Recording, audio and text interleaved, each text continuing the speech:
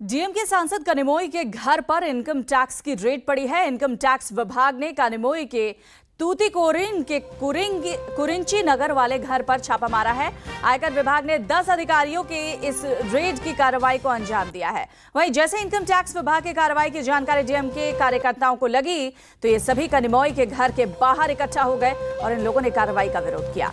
कनिमोई के समर्थन में नारे लगाए गए और रेड पर कनिमोई ने बताया कि इनकम टैक्स विभाग के अधिकारियों ने यह माना है कि उन्हें उनके घर से कोई कैश या दस्तावेज नहीं मिला है।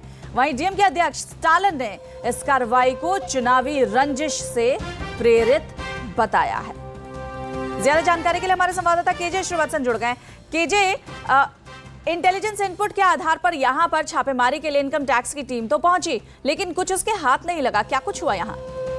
जी देखिए, कल शाम की बात है जब यहाँ पर चुनाव प्रचार पूरी तरह थम गया था, क्योंकि कल यहाँ पर लोकसभा के चुनाव भी होने हैं, साथ में विधानसभा की 22 सीटों के लिए भी वोट डाले जाने हैं। तो ऐसे में चुनाव प्रचार थमने के साथ ही अचानक 10 अधिकारियों की एक टीम इनकम टैक्स की कनिमोई के घर पहुंच गई थी कुरिंजी नगर इलाके में, और वहां पर छापेमारी की कार्रवाई शुरू कर दी। हालांकि इनके पास इनकम टैक्स के अधिकारियों के पास पूरे पुख्ता कागजात थे। सर्च का जो एक प्रोसीजर होता है, जो कागज होता है आधिकारिक, वो भी कागज था चुनाव आयोग से जिन्होंने लिया था छापेमारी का।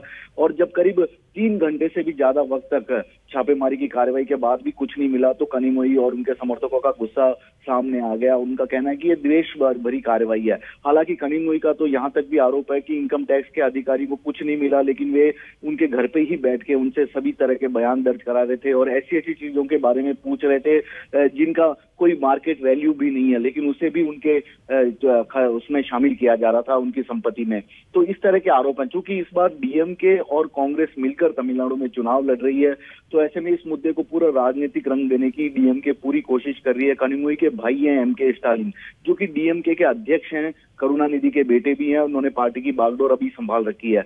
अपनी बहन का बचाव करते उन्होंने यही कहा कि एक राजनीतिक बदले की कार्रवाई है, जिसका मकसद है डीएमके की छवि को चुनाव में खराब करना। और चुनाव के एक दिन पहले इस तरह की कार्रवाई का क्या अर्थ हो सकता है, ये जनता अच्छी तरह से समझ सकती है। लेकिन सबसे बड़ी बात है कि तमिलनाडु में जो चुनाव होने उसके लिए करोड़ों रुपए की संपत्ति लगातार पकड़ी जा रही है। वेल्लोर में तो एक प्रत्याशी के समर्थन के घर से इतनी संपत्ति बरामद हुई थी कि वहां पर सीटों के लिए यहाँ पर मतदान होना है, और ऐसे में इस तरीके की कार्रवाई कल कनिमोई के घर पर हुई है। प्रश्न चिन्ह कई हैं। बहुत शुक्रिया श्रीवत्सन तमाम जानकारी के लिए।